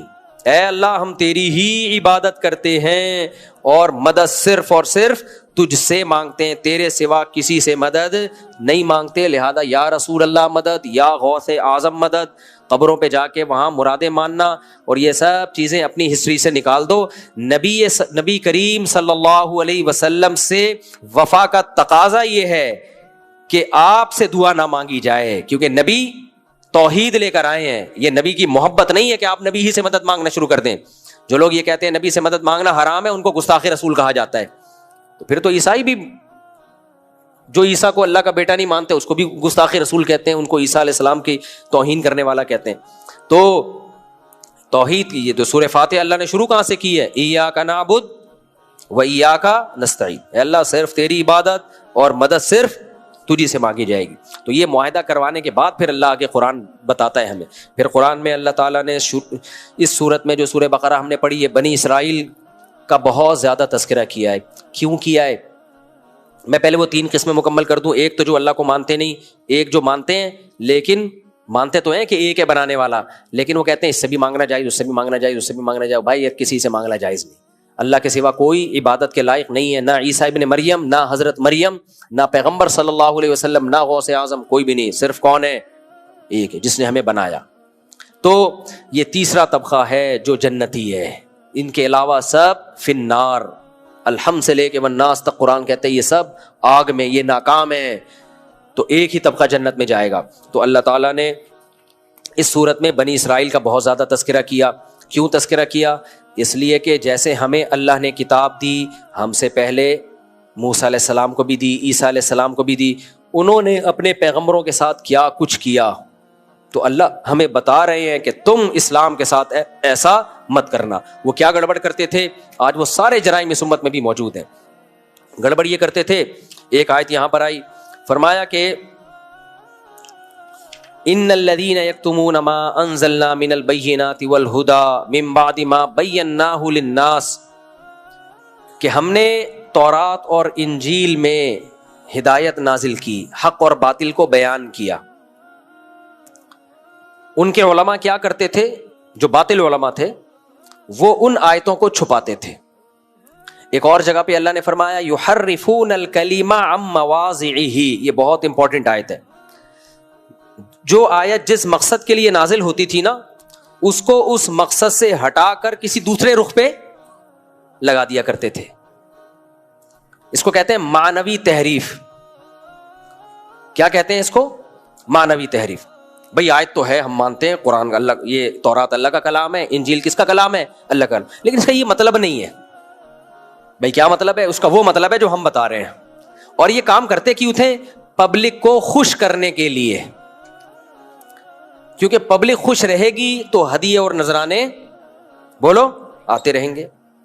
آج جو لبرل اور سیکولر قسم کے علماء آ رہے ہیں نا سوسائٹی میں, ان پر بھی یہ آیت پورے طور پہ صادق آتی ہے, اور جو بدعتی علماء ہیں ان پر بھی پورے طور پہ صادق آتی ہے یہ آیت. بدعتی لوگ کیا کرتے ہیں, قرآن میں جو توحید کی آیتیں ان کا مطلب اٹھا اٹھا کے چینج کرتے ہیں تاکہ یا رسول اللہ مدد کے نعرے لگتے رہیں, یا علی مدد کے نعرے لگتے رہیں, لوگ ہمیں عاشق رسول کہہ کہہ کے ہدیے اور نذرانے دیتے رہیں. حالانکہ قرآن کہتا ہے قل لا يعلم من في السماوات والارض الغیب الا اللہ, اے نبی کہہ دیجئے غیب کا علم اللہ کے سوا کسی کو نہیں ہے. کتنی واضح آیت ہے. نبی سے بار بار وہ پوچھا کرتے تھے کہ آپ بتائیں, آپ یہ چشمے جاری کر دیں, آپ بتائیں قیامت کب قائم ہوگی. تو نبی نے فرمایا کہ انما انا بشر مثلکم, میں تمہاری طرح کا انسان ہوں. بھائی انسان کے پاس مستقبل کا علم نہیں ہوتا, جو باتیں اللہ مجھے بتا دیتا ہے تو میں بتا دیتا ہوں, مجھے کیا پتا قیامت کب قائم ہوگی. اور تم جو مجھ سے پوچھتے ہو کہ چشمے جاری کر دیں اور یہ باغات پیدا کر دیں, حل کنت الا بشر رسولا, میں تو صرف بشر ہوں اور اللہ کا رسول ہوں, انسان ہوں. تو جیسے انسان کے پاس یہ طاقت نہیں ہوتی کہ وہ اشارہ کر کے چشمے جاری کر دے, تو میرے پاس بھی طاقت نہیں ہے. جو میرا دعویٰ ہے اس پر مجھ سے دلیل مانگو, جو میں نے دعویٰ نہیں کیا اس پہ مجھ سے دلیل مت مانگو. اب آج لوگوں نے تحریف کر کے کیا کر دیا. ایک بھائی مولانا صاحب کی تقریر میں سن رہا تھا, وہ کہہ رہے تھے دیکھو اللہ نے نبی سے فرمایا کہ اے نبی ابو جہل سے کہہ دو انما انا بشر مثلکم, میں تمہاری طرح کا انسان ہوں. توجہ ہے نا آپ لوگوں کی, کیسے کیسے اسکالر تحریفات کر رہے ہیں. اے نبی آپ کہہ دو کافروں سے کہ میں تمہاری طرح کا انسان. وہ کافر سامنے کون تھے؟ ابو جہل ابو لہب لوگ تھے نا. اور کہتے دیکھو لیکن صحابہ سے کیا فرمایا نبی صلی اللہ علیہ وسلم 100 میں وصال رکھتے تھے, بڑے لمبے لمبے روزے. تو صحابہ نے کہا کہ ہم بھی رکھیں گے. آپ نے فرمایا ایکم مثلی, تم میری طرح تھوڑی ہو. اب دیکھو دونوں کا مطلب الگ الگ ہے نا. آپ نے فرمایا تم میری طرح نہیں ہو, کیا مطلب جتنی اللہ نے مجھے طاقت دی ہے اتنی تمہارے اندر طاقت نہیں ہے. میں اللہ کا پیغمبر ہوں, میرا اللہ سے ایک رشتہ ہے, تو میں لمبے روزے رکھ سکتا ہوں, تم غروب آفتاب میں افطار کر لیا کرو. تو تم اس چیز میں مجھے فالو مت کرو. میں زیادہ وقت بھوکا رہ سکتا ہوں, نبی کی برداشت کی طاقت امتی سے زیادہ ہوتی ہے. یہ مطلب ہے نا, اور تو کوئی مطلب نہیں ہے. لیکن بھائی صاحب نے کیا کیا, انکار کر دیا کہ ایکم مثلی. نبی نے فرمایا تم میری طرح نہیں ہو. تو کیا مطلب, میں بشر نہیں ہوں, میں تو فرشتہ ہوں, میں تو نور ہوں, تم میری طرح نہیں ہو. پھر اس آیت میں تعویل کیا کی کہ دیکھو یہ تو کافروں سے خطاب ہے کہ میں تمہاری طرح کا انسان ہوں. تو کہا کافروں سے یہ خطاب کیا تمہاری طرح کا انسان ہوں. صحابہ سے کہا کہ تمہاری طرح کا انسان نہیں ہوں. تو صحابہ کی اولادیں ہم ہیں, ہم نبی کو اپنی طرح کا انسان نہیں سمجھتے, بشر سے اعلیٰ سمجھتے ہیں. اور یہ ابو جہل کی اولاد ہیں, کیونکہ ان سے خطاب ہی یہی ہوا تھا کہ میں تمہاری طرح کا انسان ہوں. لہذا ابو جہل کی اولاد جو ہے معاذ اللہ نبی کو اپنی طرح کا انسان سمجھتی ہے. او وہ جو نعرے لگ رہے ہیں, او خطیب زندہ باد فلانا. ہم نے کہا دیکھو یار, یہ ہے آیتوں کو اس کے اصل موضوع سے ہٹا دے. اس کا آسان جواب ہے, لیکن جذباتی اسکالر نعرے بازی جہاں زیادہ تر لگ رہی ہو نا, عام طور پہ, ہمیشہ نہیں, بعض نعرے ٹھیک بھی ہوتے ہیں, عام طور پر وہ خطیبوں کے چسکے لے رہے ہوتے ہیں, تقریروں سے چسکے لینے کے لیے بیٹھے ہوتے ہیں. ان کا حقیقت تک پہنچنے سے کوئی تعلق نہیں ہوتا. ان کے بارے میں قرآن نے کہا ہے ما یاکلون فی بطونہم الا النار. ایسے خطیب اور ایسے اسکالر جن کو لوگوں سے واہ واہ مل رہی ہے اور ہدیے نذرانے مل رہے ہیں, یہ اپنے پیٹ میں جہنم کے انگارے ڈال رہے ہیں. جتنا کھانا ہے آگ کھا لو, یہ آگ ہے جو تم کھا رہے ہو. بھائی جواب یہ ہے کہ نبی نے ابو جہل سے جو فرمایا وہ بھی درست فرمایا, صحابہ سے جو فرمایا وہ بھی درست فرمایا. ابو جہل سے جو فرمایا اس کا مطلب الگ ہے. مطلب میں تمہاری طرح کا انسان ہوں, یعنی حقیقت اور ماہیت میں بشر ہوں. میرے والد عبداللہ تھے, میری والدہ آمنہ, میری اولاد سب انسان ہیں. جتنے بھی سید آج دنیا میں پائے جاتے ہیں سارے انسان ہیں, یہ کوئی اور مخلوق ہے وہ. اور یہ جو صحابہ سے آپ نے فرمایا میں تمہاری طرح نہیں ہوں, کیا مطلب, میرے اندر برداشت کی قوت تم سے زیادہ.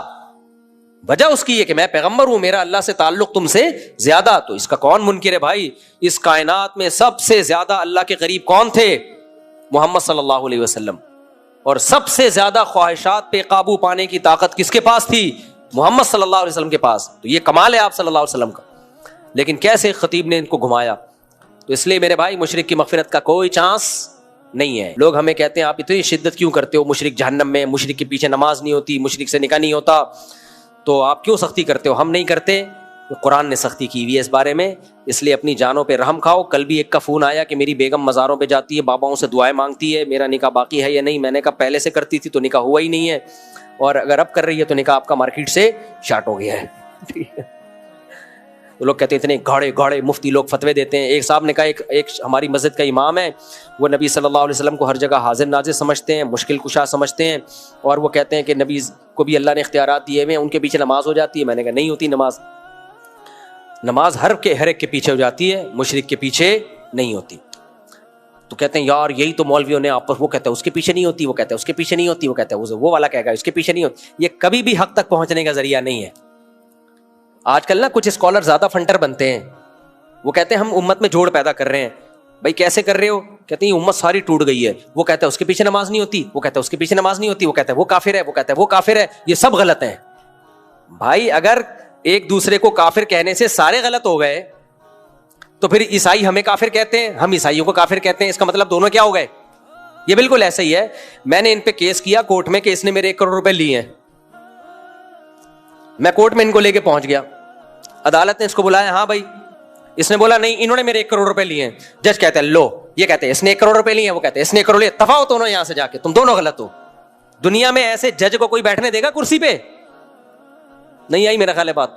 جج کہنا شروع کر دے ابے مفتی صاحب کہہ رہے ہیں اس نے میرے, آپ کا نام کیا ہے؟ عبد الرحمان, عبد الاحد. عبد الاحد نے 1 کروڑ روپے لیے ہیں. عبد الاحد کہہ رہا ہے مفتی صاحب نے 1 کروڑ روپے میرے لیے ہیں. وہ اس کو کہہ رہا ہے اس نے لیے ہیں, وہ کہہ رہا ہے یہ چور ہے, وہ کہہ رہا ہے وہ چور ہے. تم دونوں غلط ہو. عدالت دونوں کو چترول لگانے کا حکم دیتی ہے. پھر چوتھا آتا ہے, وہ کہتا ہے مفتی صاحب عبد الاحد کو کہہ رہے ہیں یہ چور ہے, عبد الاحد مفتی صاحب کو کہہ رہا ہے یہ چور ہیں, اور عدالت کہہ رہی ہے یہ دونوں چور ہیں, لہذا تینوں چور ہیں. یہ آج کچھ اسکالرز ہیں جو اس طرح سے فرقواریت ختم کر رہے ہیں. سمجھ میں آ رہی ہے بات کہ یہ سارے فرقے غلط ہیں. وہ کہتے ہیں اس کے پیچھے. بھائی اس میں دیکھا جائے گا کون صحیح کہہ رہا ہے اور کون غلط کہہ رہا ہے. ایسے نہیں ہو جاتا کہ میں نے کہا اس نے چوری کی, عدالت میں آ کے اس نے کہا اس نے چوری کی, عدالت کہے گواہ لے کر آؤ. بھائی دلائل سے جس کا صحیح ہونا ثابت ہو جائے وہ صحیح ہے, اور جس کا چور ہونا ثابت ہو جائے وہ کیا ہے؟ چور. ہم بھی بعض دفعہ کہتے ہیں فلانے کے پیچھے نماز نہیں ہوتی, وہ کہتے ہیں ہمارے پیچھے نہیں ہوتی. لوگ کہتے ہیں سیکولر لبرل لوگ کہتے ہیں, اور کچھ اسکالر کہتے ہیں دونوں ہی غلط ہیں. دیکھو یہ ایک دوسرے کے پیچھے نماز نہیں پڑھتے. تو بھائی ایک دوسرے کے پیچھے اگر کوئی نماز نہیں پڑھ رہا تو اس کی اگر معقول ریزن شریعت سے دیکھی جائے گی, پھر فیصلہ کیا جائے گا اس میں صحیح کون ہے اور غلط کون ہے. تو شریعت سے اگر آپ فیصلہ, تو قرآن نے کہا ہے فلا وربک لا یؤمنون حتی یحکموک فیما شجر بینہم, جب بھی ان میں اختلاف ہوگا تو شریعت سے فیصلہ کروایا جائے گا.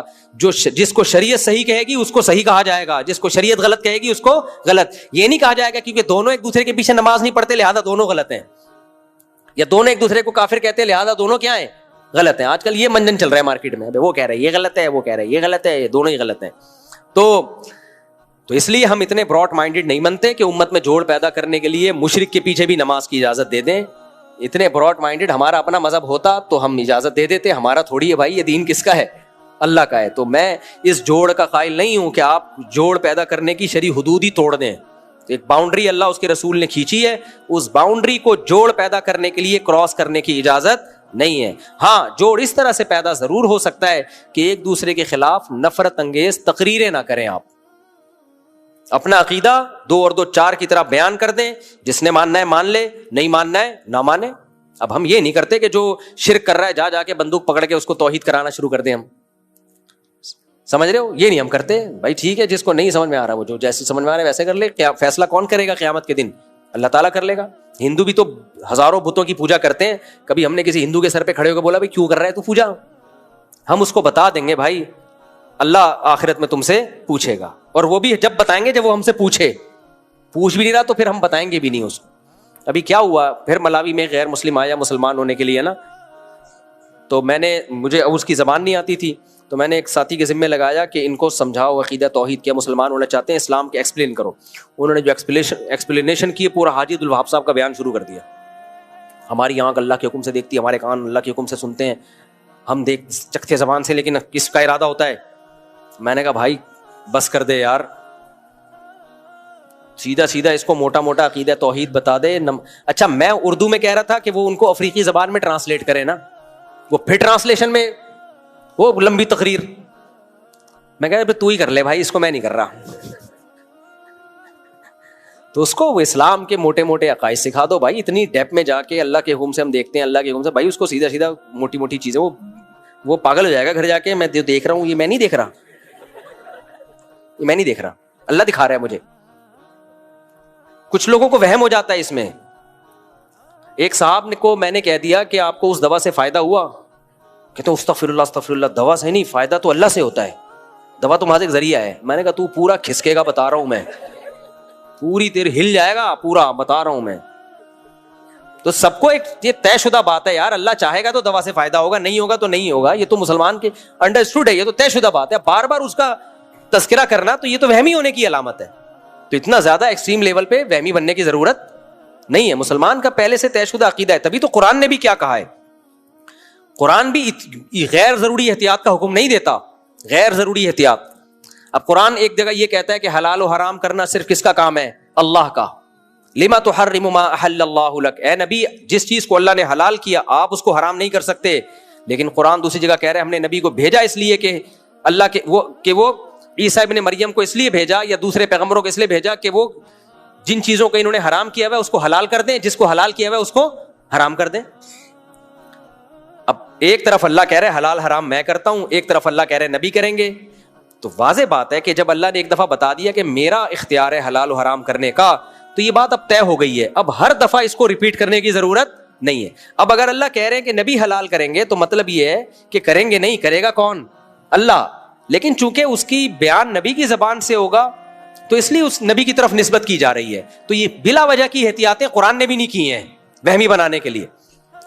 کل کیا ہوا ہے, آج بعض لوگ نا ادب تعظیم کے مسئلوں کو اتنا پیچیدہ کر کے بتاتے ہیں, آدمی کہتا ہے بس میں تو بے ادب ہی ہوں.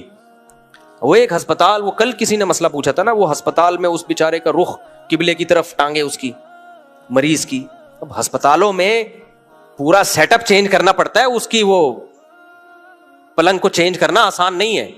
تو مریض کا علاج کرتے ہوئے اس کو ڈر لگ رہا ہے اس کی ٹانگیں کہاں جا رہی ہیں, قبلے کی طرف جا رہی. میں نے کہا بس کر دے میرے بھائی, اگر ٹانگیں قبلے سے ہٹائی نا اور ڈرپیں لگی ہوئی ہوتی ہیں اس کے, کبھی آپریشن تھیٹر میں ہوتا ہے, تو ادب کا تقاضا یہی ہے کہ قبلے کی طرف پاؤں نہ کیے جائیں. لیکن کوئی ضرورت مجبوری ہو تو پھر کوئی مسئلہ, ادب کو مسلط نہیں کر لینا چاہیے اپنے اوپر کہ کچھ بھی زمین آسمان ادھر سے ادھر ہو جائے, بے ادبی نہ ہو. بے ادبی بری چیز ہے, لیکن جہاں ضرورت ہوگی تو وہ بے ادبی کہلاتی نہیں ہے. تمام فقہا لکھتے ہیں کہ مریض آدمی جب بیٹھ کے نماز پڑھے تو اگر ٹانگیں موڑنا اس کے لیے مشکل ہے تو قبلے کی طرف پاؤں کر لے, قبلے کی طرف پاؤں کر کے نماز پڑھے. وہ تو وجہ اس کی ہے کہ ضرورت ہے بھائی. اب وہ قبلے کی طرف گھومے جا رہا ہے, وہ نہیں ہو رہا, تو وہ تو گھٹنا ٹوٹے گا بیچارے کا.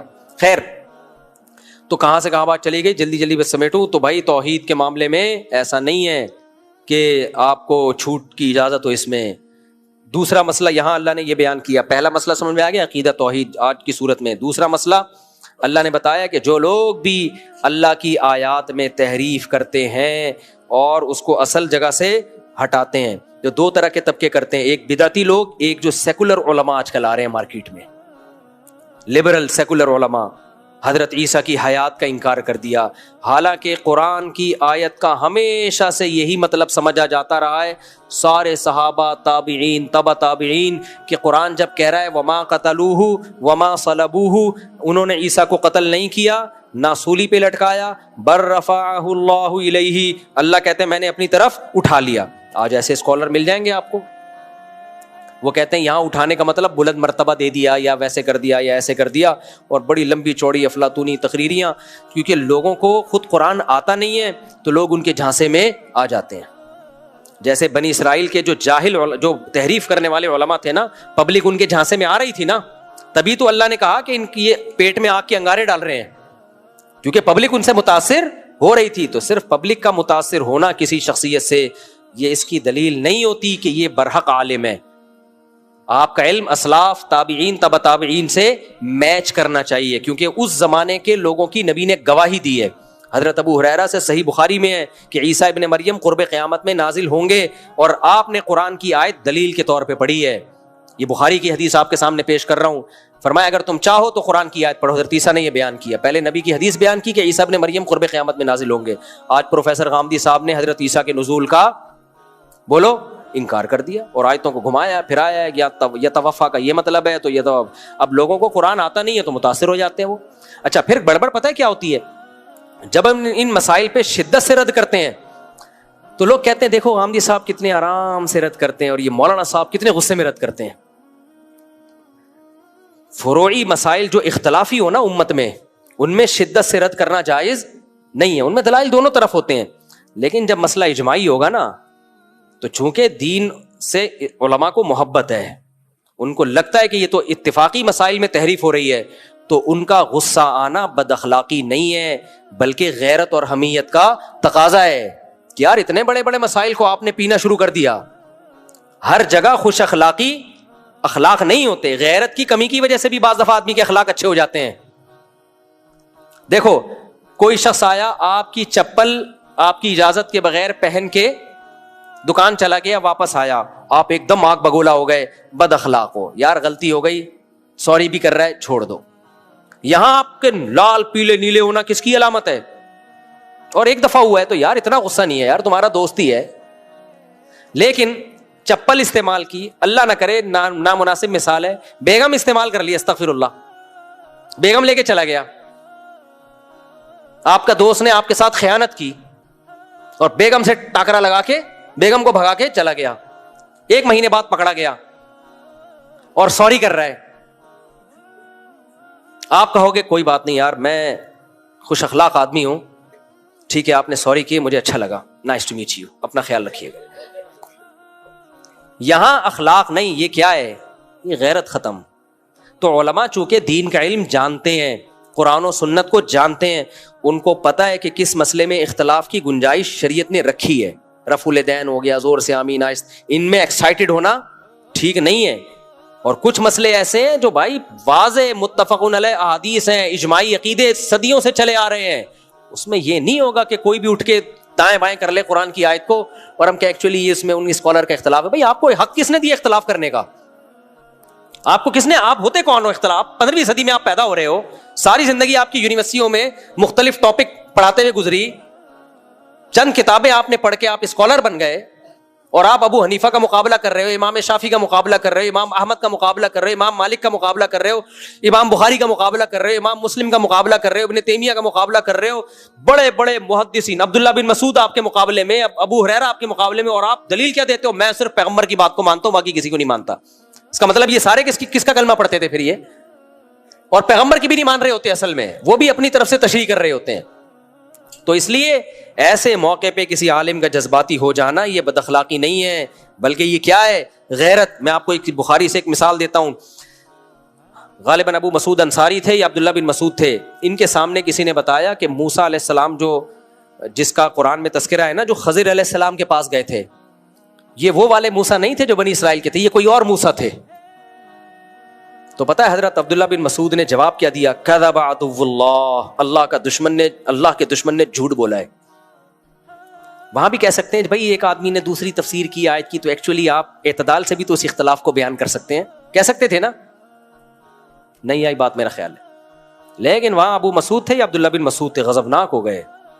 کیوں بھائی؟ اتنی واضح آیت ہے، موسیٰ علیہ السلام، قرآن میں جگہ جگہ موسیٰ، جگہ جگہ موسیٰ، اور بخاری کی حدیث پھر انہوں نے پیش کی کہ نبی نے پورا یہ واقعہ بیان کیا ہے، تو بغیر دلیل کے آپ نے اس موسیٰ سے کوئی اور موسیٰ مراد لے لیا. تو کتنا غصہ آیا، کیا فرمایا؟ کذب عدو اللہ، اللہ کے دشمن نے جھوٹ بولا ہے. حالانکہ وہ تھے مسلمان جنہوں نے یہ بولا تھا، لیکن بغیر دلیل کے اتنی بڑی بات قرآن کی طرف کیوں منسوب کر دی؟ اس پہ غصہ آیا اور کیا کہا؟ کذب عدو اللہ، اللہ کے دشمن نے جھوٹ بولا ہے. کتنے سخت الفاظ. تو آپ کیا کہو گے؟ عبداللہ بن مسعود بد اخلاق تھے معاذ اللہ، یا ابو مسعود انصاری تھے؟ عبداللہ بن مسعود میرے ذہن سے نکل گیا.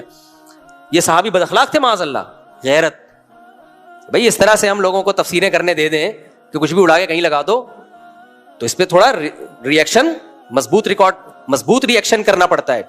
اس طرح جو پروفیسر غامدی صاحب اتنے میٹھے بن کے بیڑا ہی غرق کر دیا نا مسائل کا، سود، خالصتاً سود کو بھی حلال قرار دیا ہے، خالصتاً سود کو.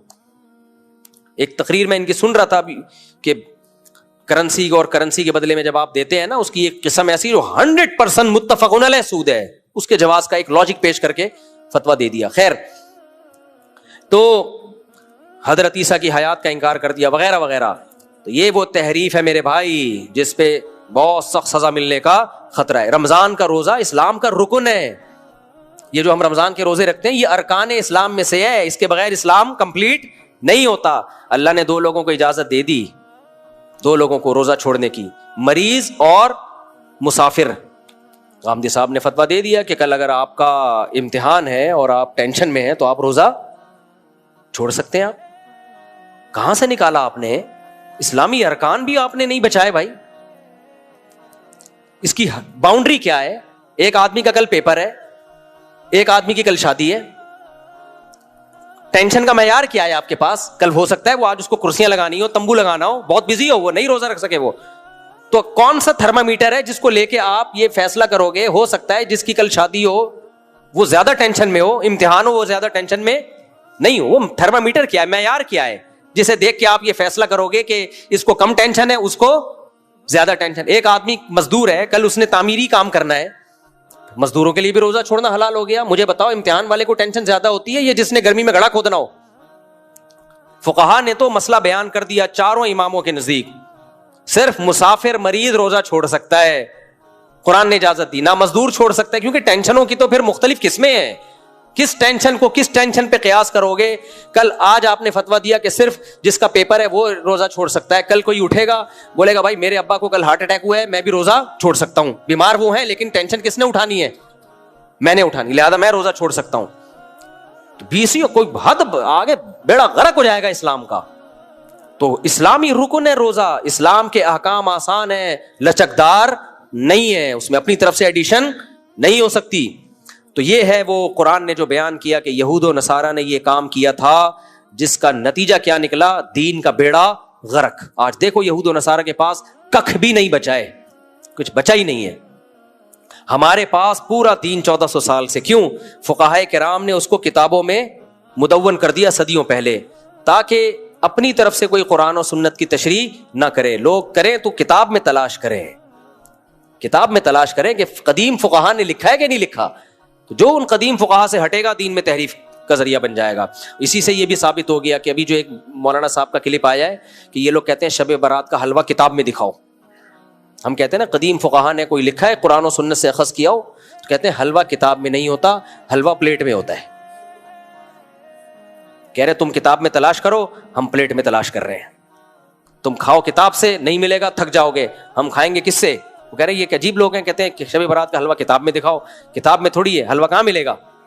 پلیٹ میں ملے گا. تو یہ بھی بہت اہم آیت تھی. آج سارا وقت اسی پہ لگ گیا کہ اللہ نے یہودیوں کی اور نصارہ کی دو باتیں بیان کی ہیں. دو جگہ یہ اس آیت آئی ہے کہ جو ان آیتوں کو چھپاتے ہیں یا غلط تشریح کرتے ہیں, اللہ نے فرمایا اولئک یلعنہم اللہ, ان پر اللہ کی بھی لعنت اور لعنت کرنے والوں کی بھی ان پر لعنت. حقیقت یہ ہے کہ لعنت کرنے کا ہی دل کرتا ہے ایسے لوگوں پہ جو ایسی تحریفات کر رہے ہوتے ہیں, لعنت کرنے کا دل کرتا ہے ان لوگوں کے اوپر. تو ایسی تحریفات سے اللہ ہمیں بچائے. تو آج وقت کافی زیادہ ہو گیا, پہلا دن تھا, تو کل سے ہم انشاءاللہ پھر فوکس کریں گے تفسیر کو, چونکہ یہ توحید ہے نا, توحید اس کو تھوڑا سا ایکسپلین کرنا تھوڑا ضروری تھا. ایاک نعبد و ایاک نستعین, تو دیکھو ہم جب اسکول پڑھتے تھے سینٹرل آئیڈیا کیا ہے اس کا, کہتے تھے نا, وہ ایک ٹاپک ہے, مضمون ہے, اس کا سینٹرل آئیڈیا کیا ہے. اگر آپ کو سینٹرل آئیڈیا ہی سمجھ میں نہیں آیا تو کوئی فائدہ نہیں ہے. تو سینٹرل آئیڈیا کے گرد پورا ٹاپک مضمون گھومتا ہے. تو قرآن کا بھی ایک سینٹرل آئیڈیا ہے, پورا قرآن اسی کے گرد گھومتا ہے. وہ سینٹرل آئیڈیا ہی یہی ہے, ایاک نعبد و ایاک نستعین. اس میں ہم دو قوموں سے بچ جاتے ہیں, ایک خدا کے انکار کرنے والوں سے بھی, کہ ہم انکار کرنے والوں میں نہیں ہیں, اور ہم مشرکین میں سے بھی نہیں ہیں. اللہ کہتے ہیں وما یؤمن اکثرهم باللہ الا وهم مشرکون, بہت سے لوگ جو اللہ پہ ایمان لاتے ہیں شرک کے ساتھ. تو ہم نے اپنے آپ کو ان دونوں طبقوں سے بچانا ہے بھائی. ہم خدا کے منکر بھی نہیں ہیں اور مانتے بھی صرف کس کو ہیں؟ ایک کو. اور صرف زبان سے نہیں مانتے, وہ تو مشرک بھی زبان سے مانتے تھے, اب بھی مشرک زبان سے مانتے ہیں کہ ایک ہی ہے, عملی طور پر بھی کہ عبادت صرف اسی کی کرتے ہیں. یہ سینٹرل آئیڈیا آپ کی کھوپڑی شریف میں بیٹھنا بہت ضروری تھا. تو کل سے انشاءاللہ پھر ہم پراپر وے میں سورہ بقرہ کی تفسیر شروع کریں گے. اللہ تعالیٰ سمجھنے کی, عمل کی توفیق عطا فرمائے. وما علینا الا البلاغ.